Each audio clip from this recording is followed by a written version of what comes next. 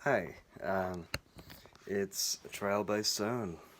I'm back tonight with a review for Shinya Tsukamoto's Tetsuo the Iron Man. Um, I've seen it before. I've watched it one time, like maybe I kind of want to say a year ago, but I feel like that's too generous. But I was I let me start over. I found out about this film from the YouTube channel Wisecrack. I'm a really big fan of them. Shout out to them, I guess. Um, they did an episode that was talking about um, the um, similarities between Man and Machine and how films like Videodrome and Akira um, really touch on that idea. And this was one of them, and it looked really intriguing, especially because of a certain drill orifice. Not orifice, phallus. Yeah. It's odd. It's an odd movie. Um, it's one of the weirder movies out there, I will admit, but I really dug it the first time I watched it. It was odd. It was definitely odd, and I didn't really know what I was prepared for. It's an hour and 7 minutes, so it's pretty short. But yeah, I anyway, yeah, so I watched it and I liked it, but I figured I would give it another rewatch. And now that I know what I was in for, and I've experienced more movies and de- delved even deeper into film, and I would like to think that I'm smarter than I was when I first watched it, but I don't know. But anyway, I watched it again literally like 5 minutes ago, and I like it much more this time. I really, really like it. It is such a fun movie. Surprisingly, it it's in black and white. I'm not sure the actor's name. I would look it up if I had my computer on me, but I do not. So that sucks. But whatever. Um, yeah, it's really fun. The drill penis is something to behold. um, it's very very interesting. The main character is very reminiscent of Jeffrey Combs is Herbert West from Reanimator, which is one of my favorite horror movies, and he is severely underrated as an actor, and that role in particular, it really really reminds me of Reanimator in that way. And there's even a scene with a there's a cat. Spoilers, by the way, for Tetsuo the Iron Man. It came out in 1988. Very odd movie. Um, yeah, I'm gonna touch a little bit on spoilers, but not too much. Anyway, there's a scene that really reminded me of Reanimator, where Stuart Gordon's Reanimator, um, which was adapted from an H.P. Lovecraft story. Anyway, um, there's a scene in Tetsuo where a cat becomes absorbed and turns into a weird metal cat thing. It's really cool practical effects. It seriously reminds me of the reanimated cat. I think it's a cat. Pretty sure it's a cat from Reanimator.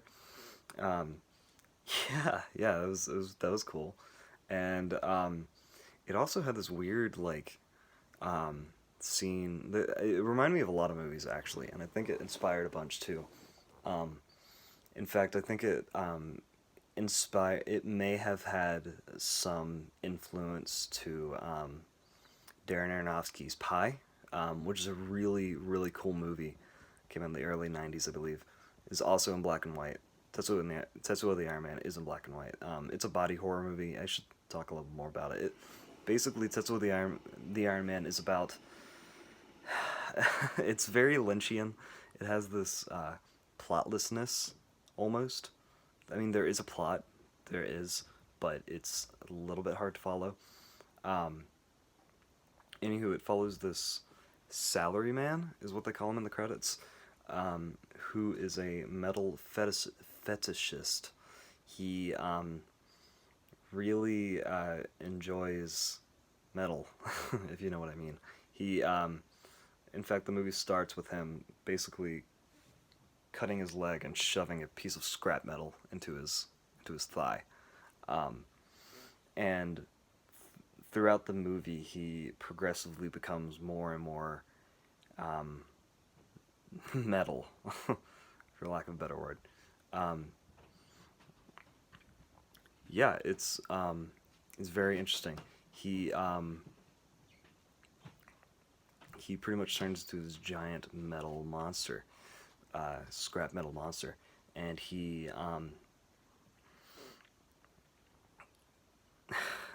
I'm blanking.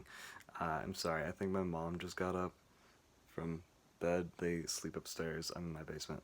Um, I should probably be quieter. Um, anyway, he throughout the movie he progressively becomes more and more metal, and he adds more and more metal to his body, and it's very interesting to watch. There's some really cool practical effects. I will say at times it is kind of hard to tell what exactly is happening. That was my mom. Um, at times it is kind of hard to tell what exactly is happening, um, but that's fine. Um, yeah, it's really cool.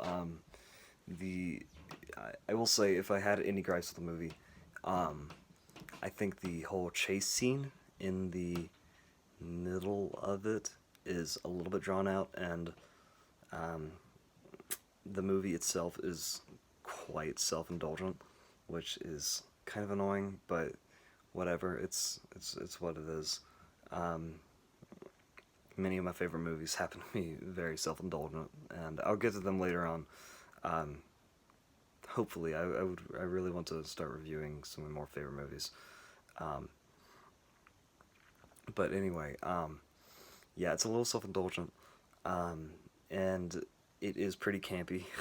it His whole dream sequence thing with the girl who's like, yeah, it's weird. It's a weird movie. It is really odd. Um, it's barely an hour. It's like an hour and 7 minutes.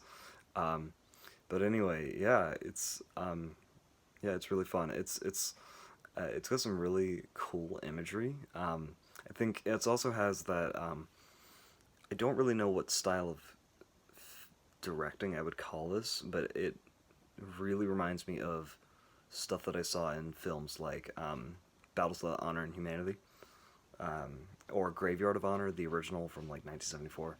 Um, Really reminds me of that stuff where like the camera's mainly handheld and is kind of shaky, but like you know what I mean. If you do, you know what I mean. If you don't, then you know.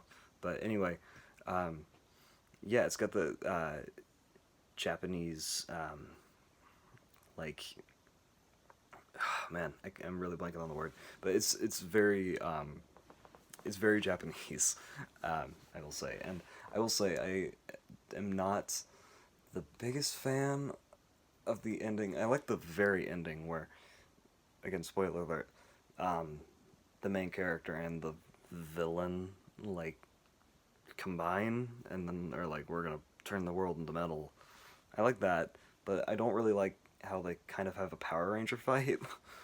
I think it's kind of dumb, but again, whatever. The movie came out in 1988. It's already an extremely odd movie, but it's anyway.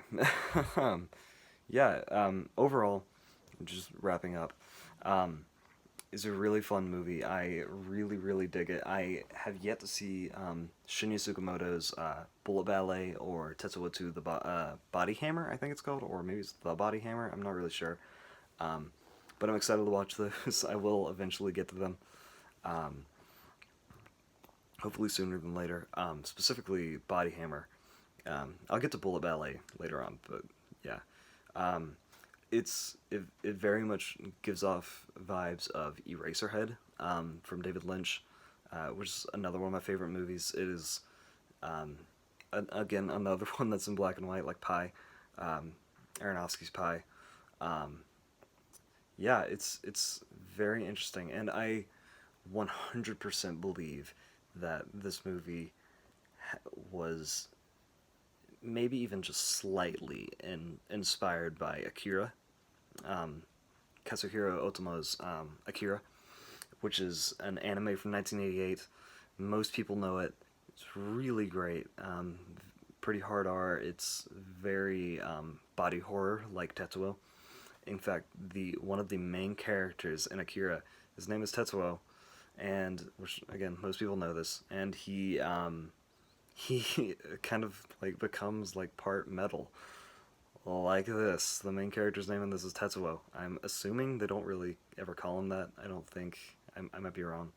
Um, Again, very odd movie. A little bit hard to follow, so names are elsewhere, but whatever. Um, so I really think there's a connection there between Akira and Tetsuo the Iron Man. In fact, Akira and Tetsuo the Iron Man came out the same year, 1988. So that's really interesting. Um, but yeah, overall, really fun movie. I really suggest it if you're into really experimental, weird body horror, cyberpunk, H.R. Geiger ish um, films like this. It's like very Asia extreme Japanese body horror. It's cool. It's cool. Um, and also, if you want to see a drill penis, then there you go. I have the perfect movie for you.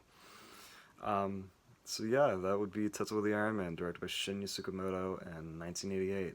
I'm hoping to have more reviews coming soon. Um, yeah, this is just the start of a very long journey, hopefully. So yeah, uh, kind of blank there. Long live the Dark Crystal, and bye to a Trial by Stone. I don't know. I'm still working on the closing. Anyway, peace.